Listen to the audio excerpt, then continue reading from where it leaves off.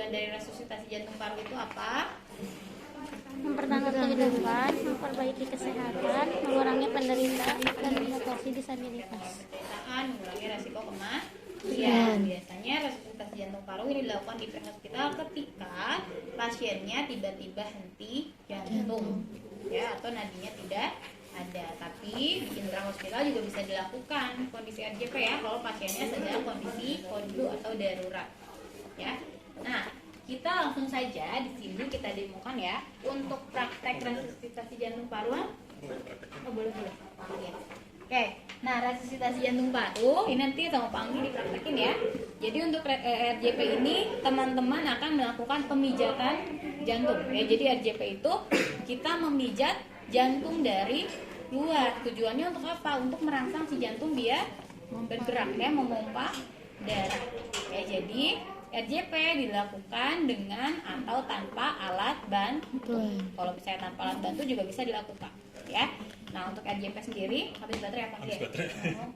Nah, untuk RJP nanti teman-teman lakukan ketika misalnya yang pertama tekniknya itu kalau kita kemarin di pemeriksaan fisik kan airway, breathing, circulation, disability, exposure gitu ya.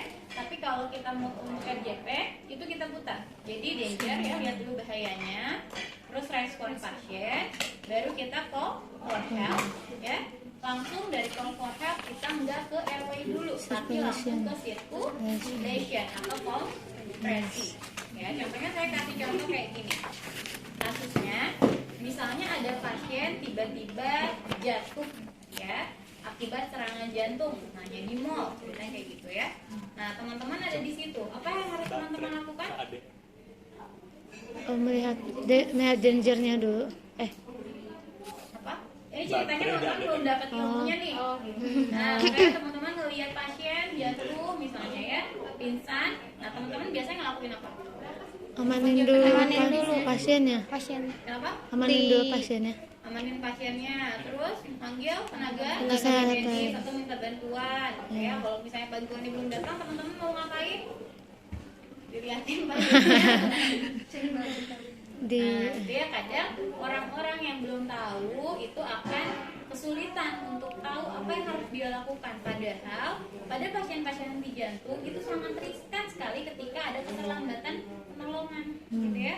Bahkan tadi kalau misalnya nolongnya telat aja, resiko kematiannya sangat tinggi. Karena apa? Perfusi ke otaknya akan turun.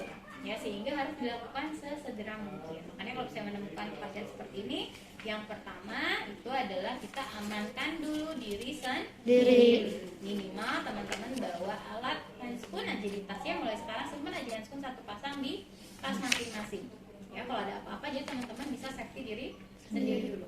Ya, yang kedua aman lingkungan. Ya, aman lingkungan. Kalau misalnya pasiennya ada di tengah jalan dan ketika kita nolong kita beresiko, ya udah stop dulu, kita amankan dulu lingkungannya, gimana caranya biar aman, ya.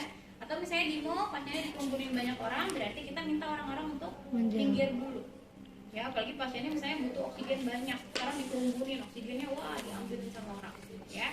Nah, yang ketiga baru aman pasien. Aman pasien berarti kita tempatkan pasiennya di tempat yang aman, di tempat yang datar dan keras, ya. Datar, lurus, dan keras. Ya, sehingga nanti kalau misalnya butuh RJP, pasiennya sudah di tempat yang tepat. Ya. Nah, yang kedua tadi dangernya sudah, kita cek respon pasien. Nah, cek respon, nanti teman-teman bisa panggil nama panggil bapak atau ibunya, ya, dengan bicara di tepuk. Bu, Pak, bisa dengar suara saya? Kalau tidak ada respon, baru teman-teman cek nadi karotis. Nadi karotis di mana? Ya, lihatnya di sini ada trachea, 3 jari teman-teman. Ini langsung diputar. Ya, ini trachea, 3 jari dari trachea. A2, ini A3. Ya, itu nadi karotis. Nadi karotis dicek ketika cek teman-teman ke pasien tidak lebih dari 10 detik. Kalau 10 detik tidak ada nadi, berarti kita pastikan nadi pasien tidak ada. Kalau nadi pasien tidak ada, maka di situ teman-teman langsung call for help. Call for help, minta bantuan sama orang yang ada di sekitar situ. Nah, minta bantuannya jangan tolong panggilkan. Jadi kita tunjuk satu orang untuk menjadi penanggung jawab. Ya, misalnya kita lihat ibu-ibu pakai baju merah atau yang ngejreng gitu ya, maksudnya dia beda sendiri dari yang lain, kita tunjuk misalnya, ibu yang pakai baju merah saya minta tolong panggilkan ambulans atau pihak berwenang lainnya untuk membantu.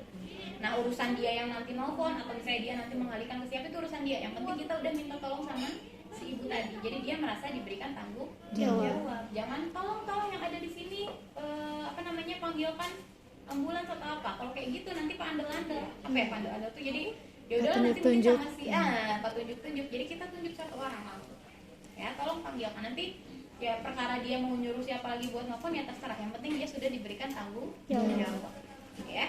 Nah kalau udah call for help baru kita masuk ke tahap sirkulasi. Jadi jangan fokus ke airway breathing dulu, tapi kalau kita udah tahu pasien nggak ada nadinya, kita langsung ke sirkulasi. Sirkulasi itu adalah melakukan kompresi diletakkan, fungsinya tadi untuk melakukan pemijatan jantung dari luar. Ya, letak tangan saat kompresi letaknya ada di mana? Ada yang tahu? Di sebelah sini kan bawah presis. Di bawah nih sternum. Nah, teman-teman coba cek sternumnya masing-masing. Nah, ini sternum ya. Tulang sternum. Nah, teman-teman cari Tinggal tadi video. pertengahannya. Misalnya saya ambil mid sternum saya di sini. Ya. Maka ketika kita akan menolong, kita lihat sternum pasien. Kita ukur kira-kira pertengahannya di mana. Misalnya pertengahannya udah dapat. Nah, kita letakkan tangan kita di bawah mid sternum. Ini kan pertengahan sternum nih. Nah, tangan kita ini disimpan di bawah mid sternum, bukan di pertengahannya ya, tapi di bawah mid sternum. Ya. Nah, misalnya ini pasiennya Pak Anggi. Nah, ini sternum nih. Ini sternum pasien. Kira-kira pertengahannya di sini. Berarti nanti tangan kita ada di bawah mid sternum. Ya, bukan di midnya, tapi di bawah mid. Tinggal di posisi. Paham ya? Paham, Bu. Paham. Nah, kalau kita sudah tahu letaknya di mana, sekarang kita harus tahu kedalaman ketika pemijatan berapa senti menurut AHA yang kemarin saya jelaskan. 5 sampai 6 senti. Ya, kecepatannya berapa teman-teman? 100 kali per menit, kompresinya 100 30 sampai 120 120 kali per menit. Ya, jadi letaknya di bawah mid sternum, kedalaman 5 sampai 6 cm dengan kecepatan kompresi 100 sampai 120 kali per menit. Ya, dilakukan selama 5 siklus, 30 kompresi, 2 ventilasi. Ya, kayak diganti dulu baterainya apa? Ini kan udah diajarin total KF. Ya, 5 siklus ya. Satu siklusnya itu 30 kompresi, 2 ventilasi.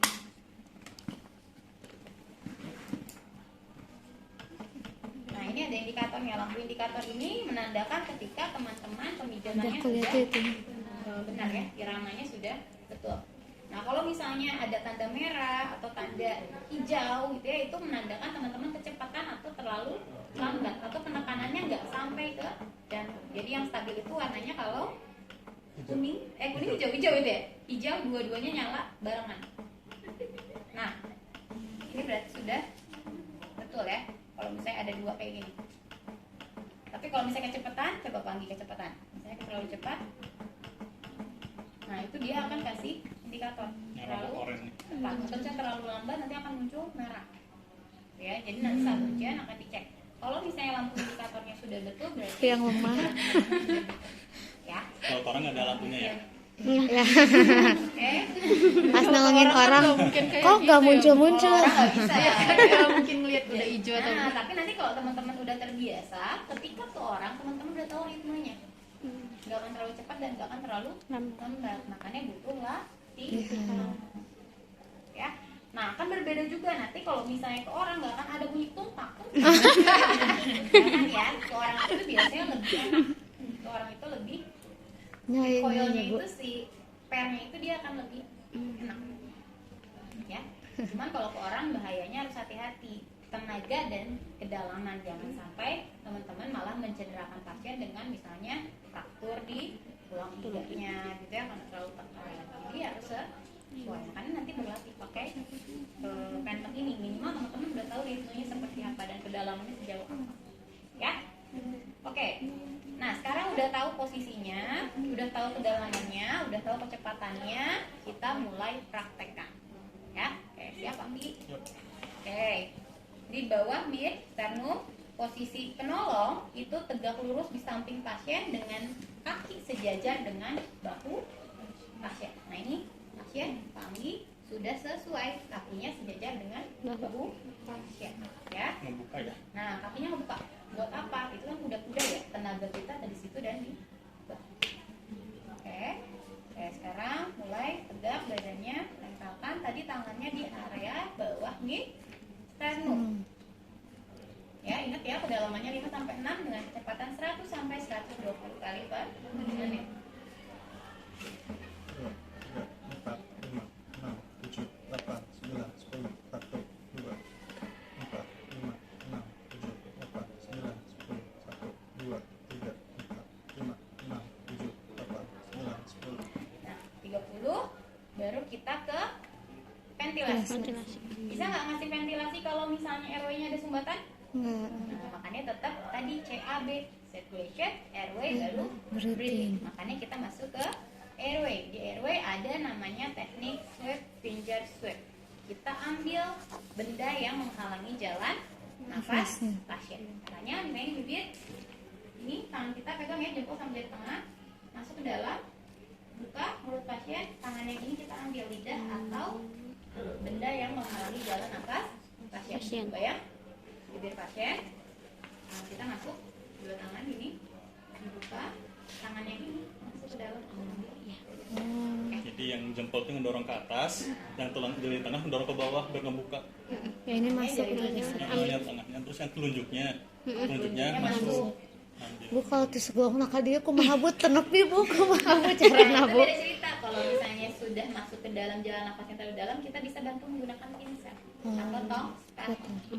Ya. Jangan Tapi kan ini dirajut. kalau kondisinya darurat ya. Kalau misalnya kondisinya darurat, kita nggak bawa alat, berarti bisa pakai finger sweep. Tapi kalau misalnya ternyata udah di dalam, bisa jadi pasiennya henti nafas, henti jantung akibat tersedak. Berarti kita harus mengeluarkan dengan teknik manajemen airway. Nanti kita saya ajarkan di pertemuan selanjutnya manajemen airway itu apa aja ya. Tadi termasuk yang tersedak. Oke? Paham? Paham ya? Kalau airway sudah selesai, baru kita ke breathing. Nah, ingat ya, di American Heart Association 2020, breathing tidak direkomendasikan ketika penolong tidak membawa alat bantu. Ya, apalagi ditambah COVID ya kemarin. Cuman kita ada beberapa alat yang bisa digunakan untuk breathing. Nah, ini kalau misalnya dulu apa yang namanya Bang itu yang plastik tuh? Waktu LDKM teman-teman pernah lihat alatnya? Jadi dia ditempelin di mulut, Nggak bawa gitu. Oh nggak boleh ya? Jadi tempel di mulut. Jadi kita tetap bibirnya ketemu bibir, tapi nggak nempel ke bibirnya langsung. Tapi tetap touch. Nah ya. Kalau sekarang ada alat yang kayak gini. Jadi nanti ini dipasang sama pasien, kita tiup dari sini. Jadi nggak mouth to mouth langsung. Ya. Mouth barrier, betul.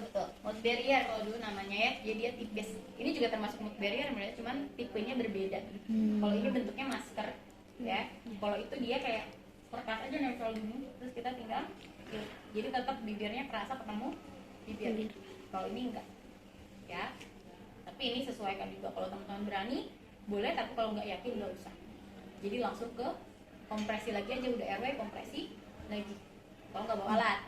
Kalau misalnya ada yang kayak gini, terus atau misalnya yang ternyata amit-amit ya, mudah-mudahan nggak terjadi sama keluarga terdekat teman-teman. Misalnya yang terjadi kondisi henti jantungnya keluarga teman-teman terdekat, ya nggak masalah, apalagi tahu riwayatnya, langsung aja kasih mutu-mut gitu ya. Misalnya tahu nggak ada riwayat penyakit apa-apa gitu kan, apalagi misalnya orang tua sendiri atau adik atau kakak, ya mutu-mut aja biar lebih maksimal. Ya, jadi kalau maksimal ventilasi tetap diberikan, tapi rekomendasi American Heart Association 2020 tidak diberikan ventilasi. Ya, paham ya? Oke, kalau misalnya ada alat, ternyata misalnya kayak gini atau bisa pakai mana tadi tahu amubeg, teman-teman bisa pakai amubeg. Nah, tadi kan airway-nya sudah nih, sekarang amubegnya dipakai. Nah, dengan menggunakan tadi etil chain lift, jangan lupa ya. Diangkat kepalanya, dia jalan nafasnya terbuka. Ya, etil chain lift berarti ditekan dahinya dan diangkat dahinya. Ya. Nafas selama 2 kali, hitungannya 1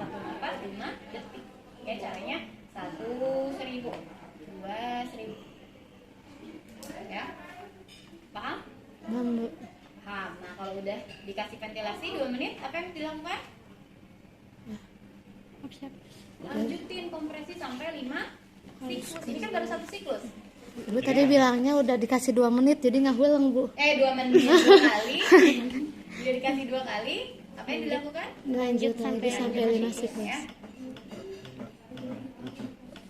Jadi 1 siklus itu 30 kompresi, 2 ventilasi.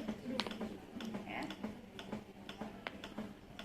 Nah, kalau misalnya 5 siklus berarti berapa kali kompresi kalau ditotalin? 150. 150. Oh. Dan berapa ventilasi? 10. Ventilasi. Ya. Lumayan ya. Lumayan ya. Sang. Nanti saat ujian kita latih kayak gitu. Nah sekarang sebelum ujian nanti kita latih 1 orang harus nyobain ya biar ngerasain kompresi kayak gimana.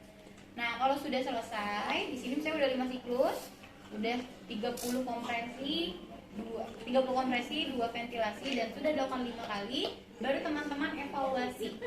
Evaluasinya gimana? Cek nadi karotis. Cek nadi karotis. Kalau misalnya tidak ada nadi karotis, apa yang dilakukan? Lakukan kembali Bu. Kompresi ulang selama 5 Siklus siklus. lagi. Ya. Kalau nadi ada, Breathe. apa yang dilakukan? Diposisikan yang Nah, hamil. evaluasi Oh, napasnya dulu. ya dengan teknik look, listen, and feel. Iya. Kalau look, listen, and feel berarti posisi kita ada di bawah kepala Lihat dan pasien ya. rasakan. Nah, kita dengarkan, terus kita rasakan hembusannya dan mata kita lihat ke dada pasien. Ada pergerakan nggak dadanya? Ya makanya dibilang look, listen, and feel. Feel. Ya, lihat, dengar, dan rasakan. Oke? Nah, kalau nafasnya nggak ada, apa yang dilakukan teman-teman? Kompresi ulang lagi Bu. No, Oh enggak. ventilasi aja Itu karena tadi saya. kan udah ada. Kita berikan ventilasi selama 2 menit. Tadi 1 menitnya 10 sampai 12 kali. Kalau 2 menit berarti 24 20 kali. sampai 24 Kali. kali. Ya, diberikan nafasnya. Hitungannya nggak usah ngitung 2 menit. Tadi aja 1.000 1.000, sampai 1.000. 24.000. Ya, itu berarti udah 2 menit. Oke? Paham sampai di sini? Paham Ibu, insyaallah. Paham? Oke. Kalau misalnya gini, patokannya kayak gini. Kalau nadi pasien tidak ada, teman-teman harus yakin dan pasti nafas pasien nggak akan ada. Ya, jadi kalau nadi nggak ada, nggak usah ngecek nafas, langsung kompresi lagi. Tapi kalau nadi ada, nafas bisa ada, bisa tidak ada. Ya, kalau tidak ada, nafasnya berarti dikasih nafas buatan selama 2 menit. Nah, kalau udah dikasih nafas 2 menit, evaluasinya apa aja yang dievaluasi? Mulai dari nadi kembali, karena bisa jadi nadinya hilang lagi. Oh ya Ya, Allah. jadi kalau udah kasih nafas buatan 2 menit, Demi hidup. cek lagi nadinya diulang. Nadinya nggak ada ya, wah ya, Kompresi 30 lagi. 5 siklus lagi ya, 30 banding 2.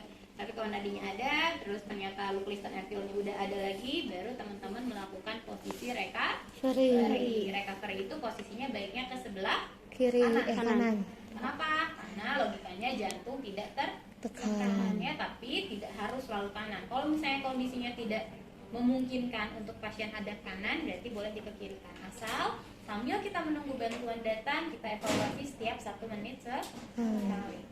Ya, RJP dihentikan kapan saja? Pada saat penolongnya lelah. Lelah. Terus Pada saat sudah henti jantungnya, iya pas sudah meninggal. ketiga, setelah 30 menit tidak ada tanda-tanda Depan.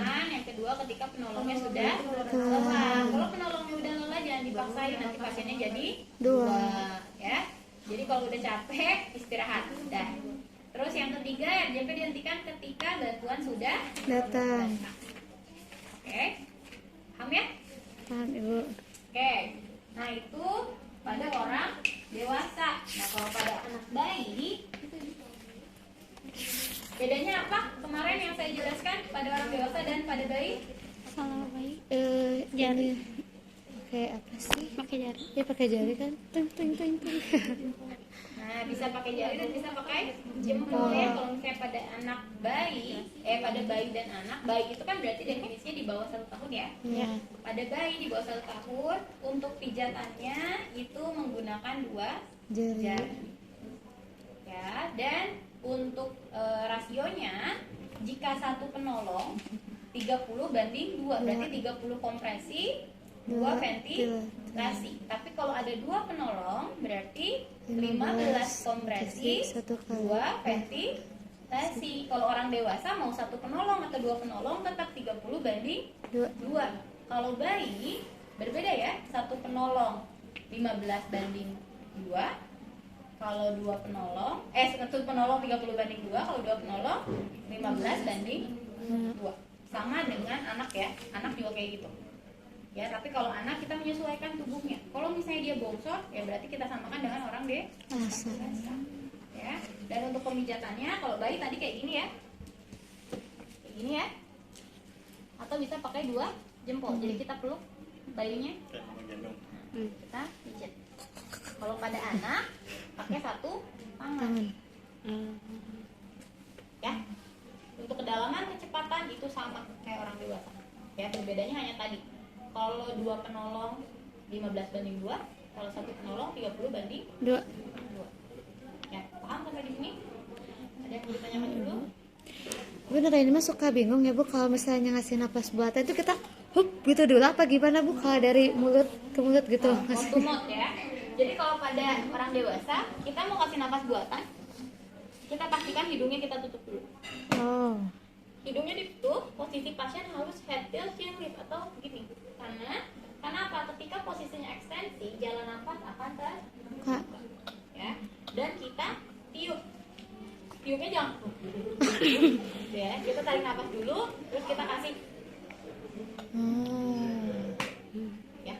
Jadi kayak ngasih ini nih, kerasanya kayak kasih pakai ramube. Nah, Oh, dari tiup terus Maksudnya ditarik kita lagi. kalau kita neken itu sama aja kita lagi niup. enggak, maksudnya enggak kayak gitu, enggak gini kan. Enggak gitu kan. Jadi harusnya gitu kan. Jangan disedot lagi. Itu harus ditutup sama bibir kita mau tumor. Tutup hidung pasien ditutup, bibirnya pasien masuk ke dalam bibir kita. Jangan ditarik lagi ya Bu. Ya, jangan. Disedot lagi. Jadi bukan kayak niup baso.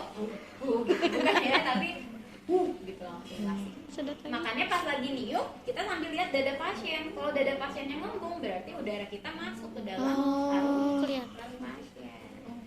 Ya, jadi makanya pas lagi ngasih napas buatan, kita kasih napas, mata kita fokus ke dada. Paham Ibu. Terus kalau bayi itu nggak mouth to mouth, ya, mouth to nose and mouth. Jadi hidung dan mulut bayi masuk ke dalam mulut. Aduh. Dikasih udara. Aku mau nyobain ke kucing. Ya kan wajahnya sebayi ya, masuk kucing aku. Masuk Ya. enggak gitu. Jadi kalau bayi langsung aja nose sama mulutnya masuk. Kalau dewasa kan bisa mouth to mouth, bisa mouth to nose. Ya, kalau misalnya mulutnya ternyata dia ada perdarahan atau apa, napas buatannya bisa melalui hidung. Jadi dari mulut kita ke hidung pasien atau mouth to nose. Ya, bisa mouth to mouth, bisa mouth to nose. Kalau pada bayi, mouth to nose and mouth. Ya, jadi langsung dimasukin. Ya, Mas bekas makan. paham? Bekas sebelah. Kebayi. Ya. Kepikiran. Kepikiran. Kepikiran. Sampai di sini ada yang mau ditanyakan dulu nggak? Boleh. Kalau yang untuk bayi kan kalau penolong 15 banding 2. Nah itu sekali ewang 15 banding 2 itu apa gimana? Enggak, jadi gini Satu aja. bagian ini. Nah, satu fokus di ventilasi, satu di kompresi. Kalau orang dewasa juga gitu ya, misalnya Pak Anggi kompresi nih udah 30. Nah, nanti saya yang Jadi Pak Angginya istirahat gitu ya selama jadi itu. Kalau satu orang kan tadi kompresi, kompresi nanti kalau 2 orang tukeran. Gak tukeran, maksudnya Pak Anggi fokus di kompresi, saya di breathing. Nanti misalnya udah 5 siklus ternyata Pak Anggi capek, kita tukeran. Saya di kompresi, Pak Anggi di Berarti. ya, jadi memutar. pengusahaannya sangat riskan. Kalau satu orang lumayan loh, capek. Oke, nanti cobain satu orang ya. Cobain 30 detik ya, 30 kali ya. Bapak, tulisan Setengah jam, aja Pak setengah aku jam. Pak. Aku nungke di RJP Pak. gantian.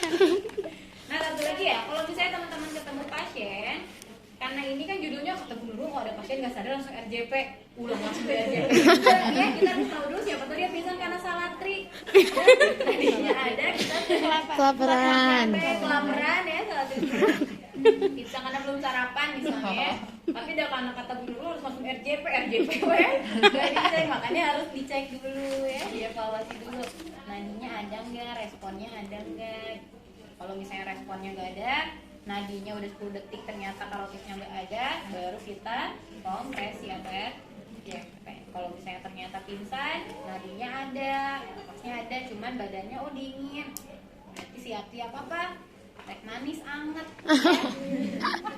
Oke? Bukan doa aku. Oke Bu. Kamu baik ya? Oke, paham ya? Oke, sekarang coba satu-satu ya. Ya Bu. Yuk, sok mau siapa dulu? Alat ini udah keluar.